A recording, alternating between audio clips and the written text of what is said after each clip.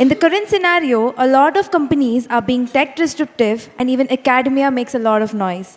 Hence, academia should focus only on high-valued companies and business education should act fast.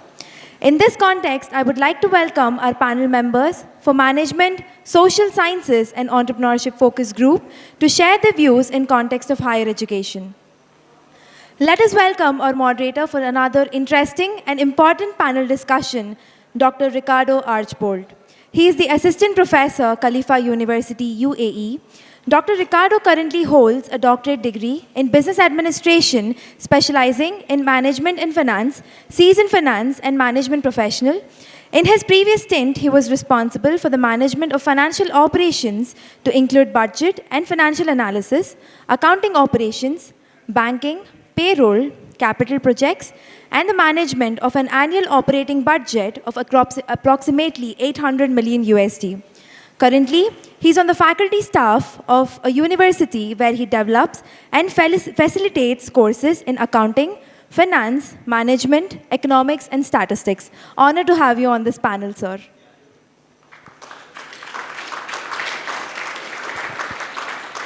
Our esteemed panel includes Dr. Dan Leclerc. He's the CEO of Global Business School Network and the chief guest at the Executive Council Forum. A multidimensional global leader who has deep knowledge of the higher education industry and an extensive international network. Dr. Dan improves access to high-quality, locally relevant management and entrepreneurship education for the developing world. Prior to GBSN, Dr. Dan was an executive vice president at the AACSB International, widely recognized as a thought leader in management education. He is the author of over 80 research reports, articles, and blogs, and has delivered more than 170 presentations in 30 countries. A pleasure to have you join us, sir. Next, we have Mr. Nishit Jain, who is a Senior Special Advisor, EFMD Asia, and is in charge of helping EFMD establish projects in India and neighboring countries in South Asia to enhance visibility through different activities in this region through collaborative structures. Pleased to have you as a part of this panel, sir. Then we have Dr. Sandeep Krishnamurthy, who is the Dean, University of Washington Bottle School of Business. Dr. Sandeep is the first Dean of the AACSB Accredited School of Business at University of Washington, Bothell. He received his PhD from the University of Arizona, Marketing with a minor in economics. Dr. Krishnamurthy is a sought-out speaker, giving talks on e-commerce at conferences, workshops, and research gatherings around the world. He has been an invited speaker in Portugal, India, Canada, and among other places. Thank you so much for joining us today, sir. Please give a big round of applause to the moderator, Dr. Archbold, along with other panel members. And we request you to commence Management, Social Sciences, and Entrepreneurship Focus Group Colloquium. Good afternoon, everyone. First thing, I want to thank Washington University for appointing me the Gunther Friedel Professor of Management Accounting. And I also want to welcome my guest panel here. A lot of very distinguished people. Now, the thing about it we're going to talk about today is how do we proceed with evolving education.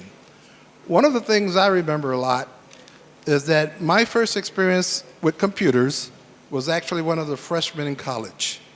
And back then, we were learning Fortran language, and it took about a shoebox of business cards just to write your name. Now, in modern times, kids today are much smarter. I have two grandchildren, a grandson 3 years old and a granddaughter 5 years old, and they both have their own tablets. So they're both using tablets now before they even barely kindergarten.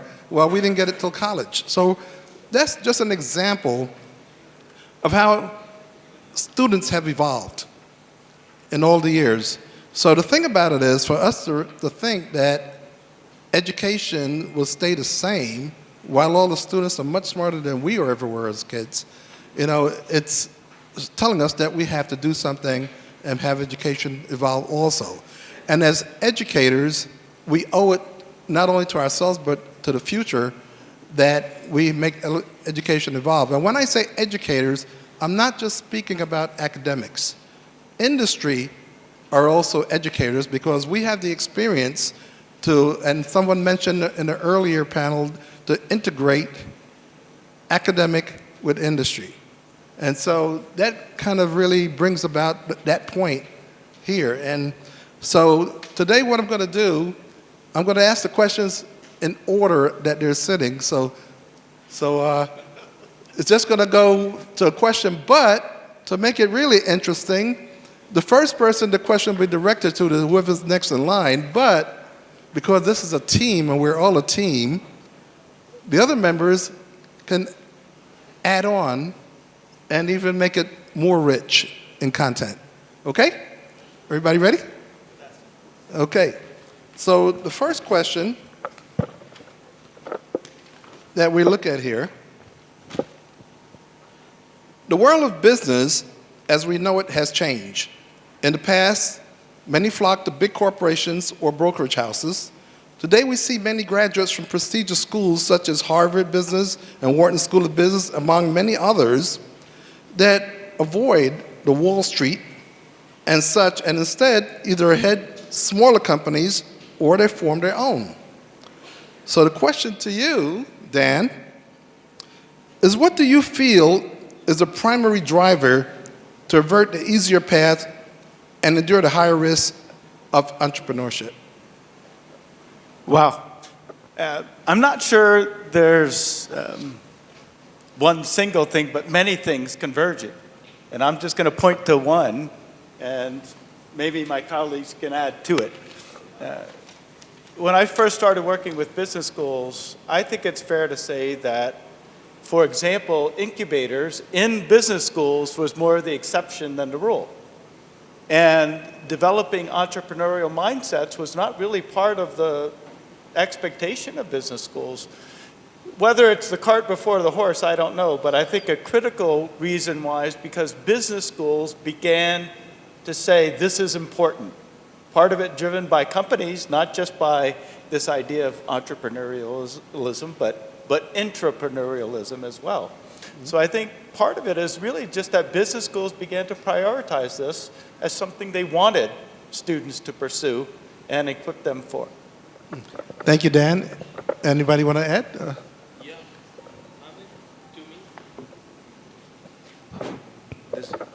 So my view is that, students should probably not just pick the school because of its brand. I think the discussion has to be much deeper in their own purpose, their own context. So they have to ask the question why. Why I'm choosing, and why I'm choosing not just a school, a program that they intend to choose. And it has to go beyond the rankings and the accreditation. I think what really they need to look at is the fact that the environment and the culture, does it suit the requirement of what they really want to build? I mean, it would be sad to say that I want to build something in AI or blockchain or, and I end up in a school which is more generalist.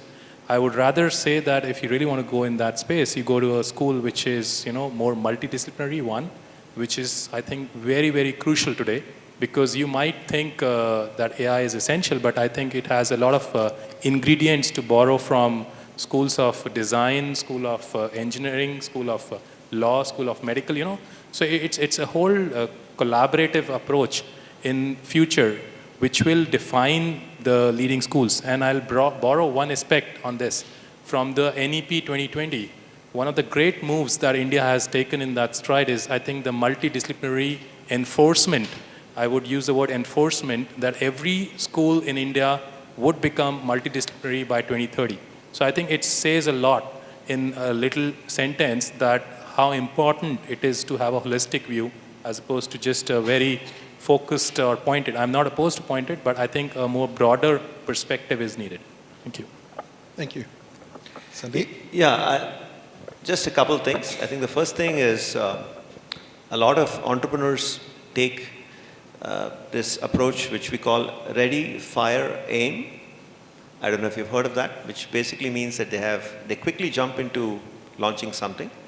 But if you actually go to a business school, I think you get the tools that you need.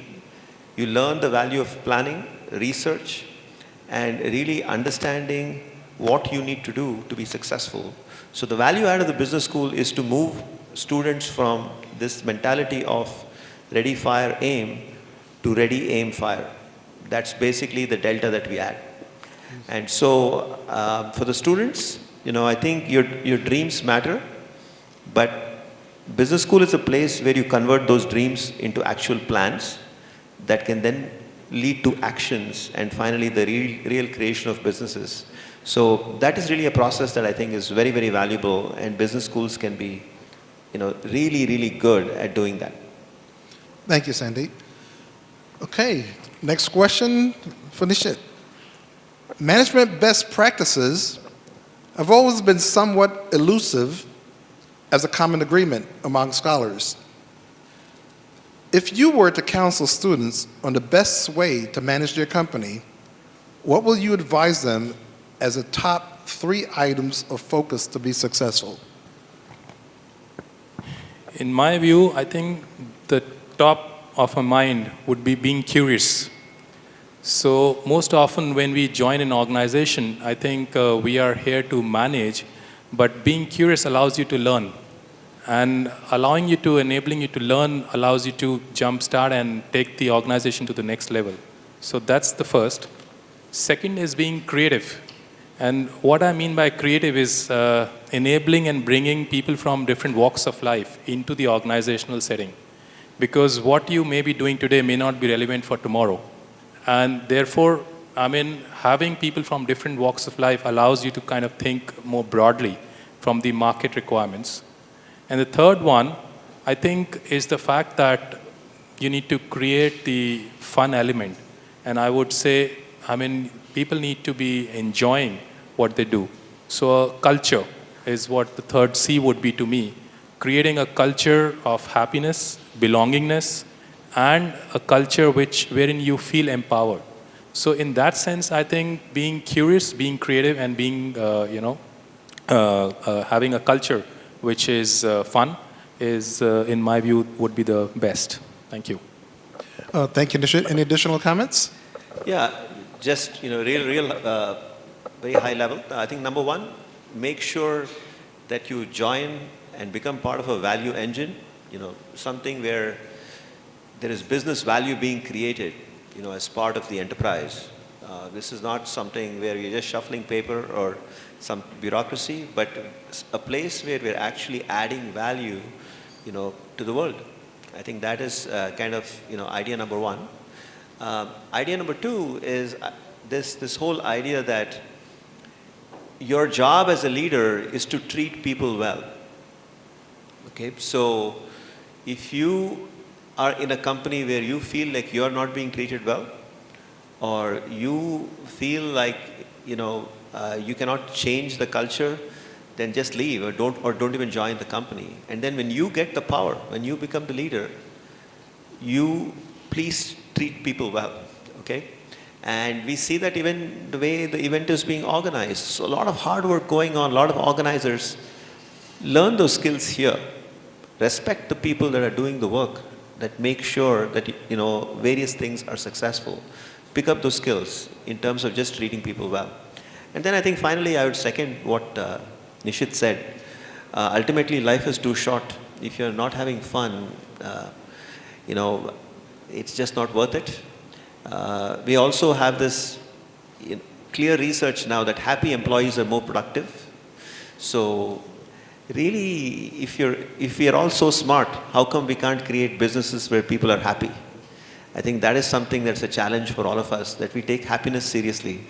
And so be happy. Okay, thank you. Dan, anything? Okay. Those are beautiful. I have nothing to add to those C's and P's, right? The purpose and the people as well as the curiosity. Great right. stuff. All right, thank you, gentlemen. Okay, the next question is directed to Sandeep. There's a new school of thought in business education, and it's environmental, social, and governance, formerly, commonly known as ESG. And it's being deemed the new rival to our view of the bottom line. It is viewed by communities, government, and investors as a new way to measure a company's value. So the question to you is, what are your thoughts on the integration of the ESG concept in business school programs? Yeah. I think the short summary is this. If you do not take the environment seriously, all your stakeholders will abandon you. I mean, this is the summary. And I think it may sound pretty dramatic, but I think that is kind of the reality that we headed to. I think there are some people that are skeptical that ESG has become a sort of a public relations campaign and so on. But the truth is that you have a whole generation that is worldwide that is very focused on climate issues and that evaluate companies just based on contribution to climate issues. And if you are not able to contribute, you will not have great future employees.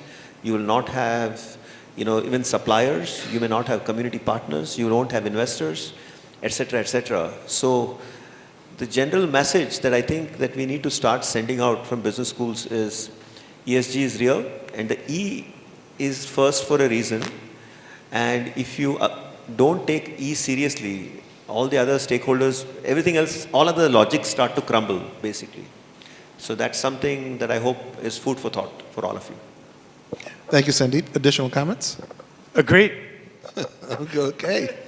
We have a pattern here, okay? Okay, thank you. Okay, next question to the panel. In trying to promote the ESG concept, many have questions on what should be the correct measurement indicators as well as the validity of the measurement. So my question to you, Dan, what do you see as a primary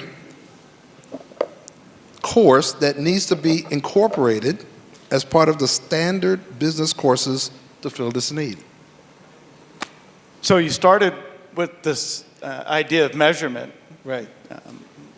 But you ended with this idea of a course, which may or may not. Well, how will we teach our students this new concept of the future? Yeah. So how will we teach our students on what they should be looking for? In traditional business school, we learned they should be looking at revenue, expense, I get it. net income. Yeah. So what do we teach them to measure ESG? Yeah, a couple of things I think to start. The presumption that the approach should be a course, I would like to challenge. A course in the curriculum is great, but often what the result is that it becomes isolated in the curriculum. Right, so you have an ESG course, and then the finance professor says, well, ESG is something that happens there. I don't have to worry about it. Marketing professor says, some ESG happens in that course. I don't have to worry about it, right? Yeah. So what I say sometimes is this insertion approach is a recipe for isolation. Mm-hmm. But then again, the integration approach is a recipe for invisibility, right? So if you try to integrate across all of the courses, then it begins to disappear. So what do you do about ESG? I think it requires both. A course, but then we need to lock it together with the integration. So the course becomes a hub or a linchpin that cuts across the curriculum. And two other things I just want to add, and then I'll turn it over to my colleagues. I think the two critical things about ESG is, number one, we need to think systems, not just our organization. Mm-hmm. Number two, we need to lead beyond our organization, not just within it. Because things don't change unless you're able to change the system along with it. Yes, additional comments? So I would just say that, I second and agree with whatever Dan said. I would only say that we need to have a good equilibrium.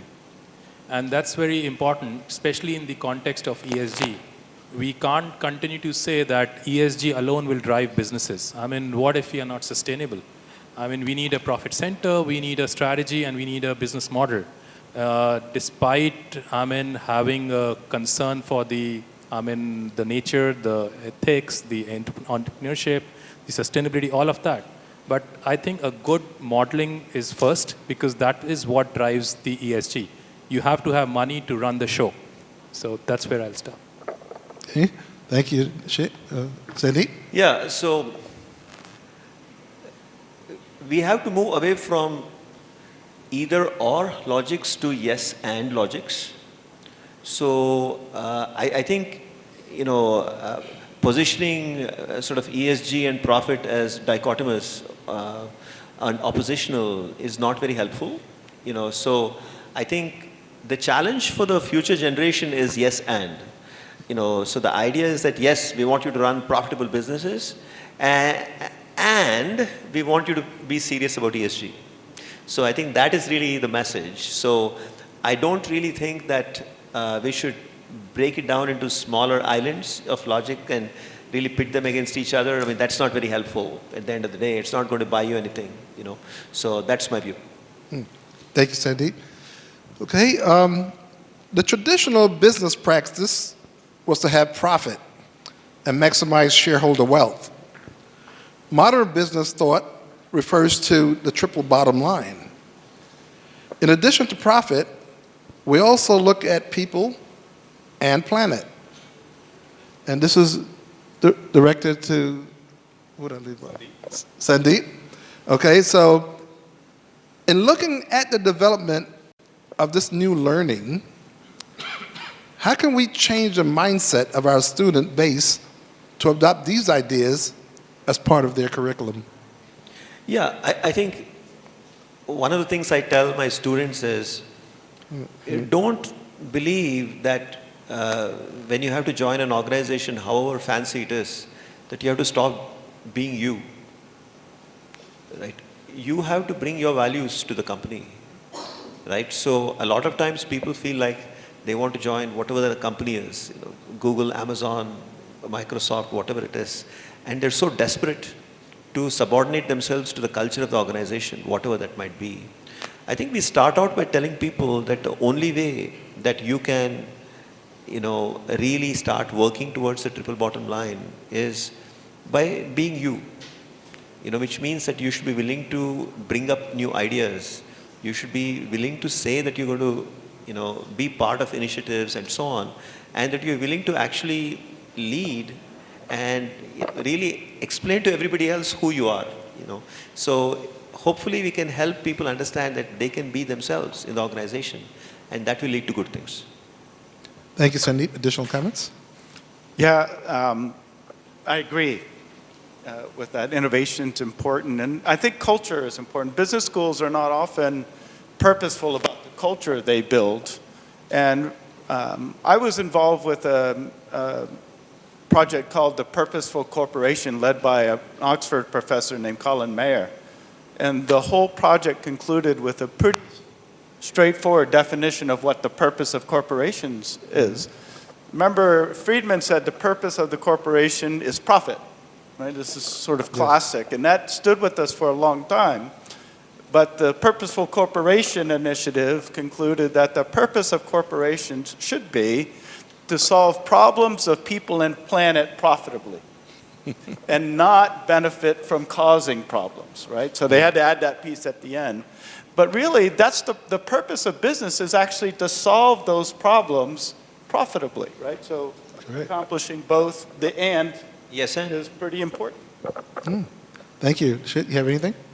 I would just add by saying that, this purpose, vision, mission of schools, of organizations has to be dynamic. Today, what we think, we think about 3 years today, 3 years, 5 years, 10 years, but, things evolve and change very rapidly. So it would be wrong on us to say that we are defining the next 10 years. I think what would be essential to build in a culture of agility and dynamism, having quick approach to adapt to what the context is and be futuristic in the sense that at least that the graduates who are graduating or the faculty who's doing some research has an impact in the near future, which can be measured and then reflected upon. So I would say it has to be dynamic in that sense. Thank you. Next question, and this will be directed to Dan again, right? So we're back to Dan. So we're back to Dan. Many business programs have moved to a more technical, intensive format, such as computational finance and others. Some have relatively remained unchanged. And your question, what are your thoughts as to whether we are teaching the right courses to prepare students for the future and 2035? Okay. Should have read these questions in advance. Whether we're teaching the right courses in business schools, I want to go back to something I said earlier. I don't think we do enough to develop systems approaches. I think, let me give you an example. Typically, a strategy course would happen at the end of the curriculum and be framed as the place where integration happens, right? So you start off in silos, finance, marketing, accounting, et cetera, but then at the end, you bring it all together, right? Yeah. So I know I'm not addressing the right courses question, but the way we bring those courses together matters as well, the structure. So what I suggest is that we ought to be more integrated from the start, think about more systems approaches from the start, and develop the mindset towards solving problems that organizations and society have, rather than starting with the silos. Okay, thank you. Additional comments? So I would just add that, obviously, we are all experts out here in the audience, that what courses to be taught, how much to be taught. I would just add one dimension, which is language. I think we should push and encourage people to learn a different language. Language brings a lot of culture. And that culture brings humility, empathy to respect and understand and reflect about others. So tomorrow when we are working in organizations, we don't get to choose our peers. But the peers come from different backgrounds. Maybe somebody's from Korea, one's from China, one is from Germany. But having learned a language has built in my DNA somewhat the acceptance to newer cultures. And I think that would be excellent if, there could be some courses designed wherein you give weightage and value to learning new language, pushing you a little bit out of the normal status quo. Okay, thank you. The real opportunity is to integrate technology and business, rather than viewing these as oppositional. As I mentioned yesterday, I think people with pure technical skills can't get it done. People with only business skills can also not get it done. The idea is, how do we marry the two and create bridges between technology and business? That is where the future has to go. So I think in the case of increasing technical subjects, I think yes, there's going to be an expectation that business schools participate in that. But again, it's a yes and logic, that those technical subjects can't stand by themselves. They have to be applied and connected to core business logics. That is what is going to make the difference. Thank you. I think we have time for one more question. And so this question is directed to Nishit. The internet and other technology have brought about vast access to knowledge that is learned at a much earlier age than before. Some contend that this easy availability has been a hindrance to non-dependent knowledge, such as knowing one's multiplication table and other previously solved unassisted problems.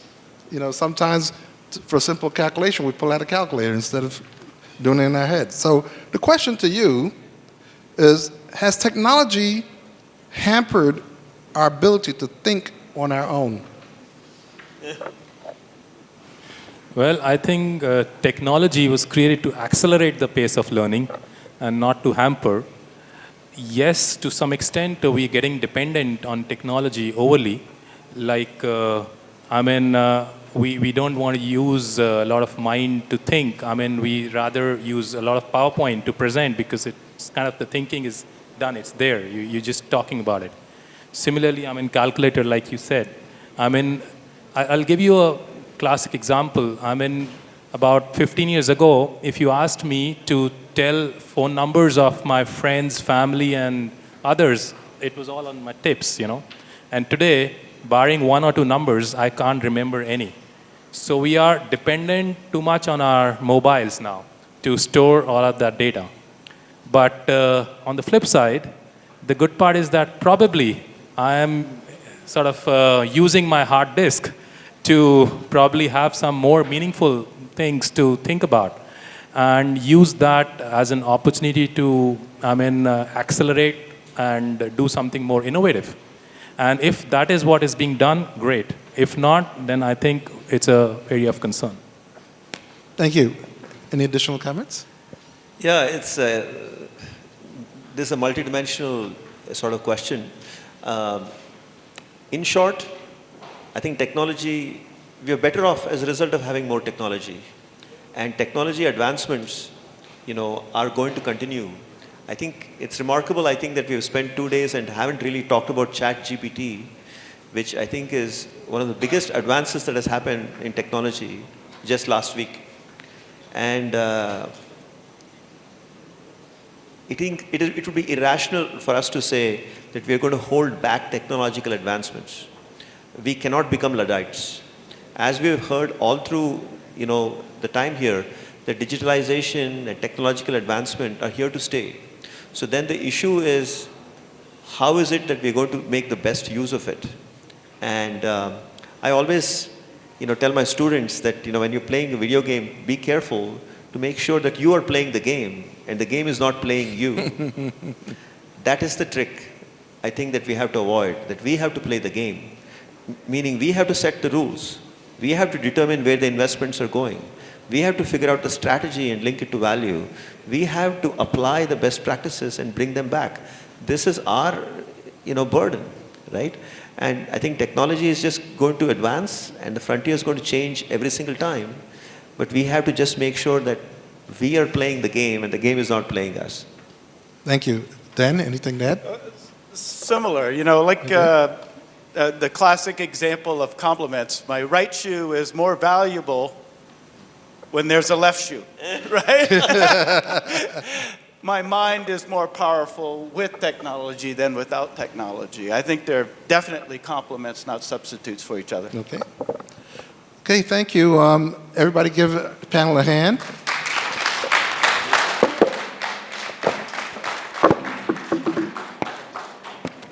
Sorry, I kind of jumped in when you talk about finance. That's my area. So I will talk, I interject. But I want to make a point about technology because that's the last point discussed. One of the things I'm scared about technology is what do you do when technology fails and in the classroom? And we don't teach people how to have backup systems because they've forgotten all those systems. And so the question is, that is something that we need to focus on in the future to make sure that technology and other things are complements. Now, since you talked about shareholder value, so thank you, you did that talking. I have to jump in because I'm going to tell you a story about, I heard this from a professor, finance professor, and he said he was teaching for 30 years. And 30 years later, a student of his 30 years ago came into the classroom. And I said, I'm a student. And he said, come down to my office, to my room, I'm giving an exam. And so the student looked at the exam and he said, Professor, these are the same questions you gave me 30 years ago.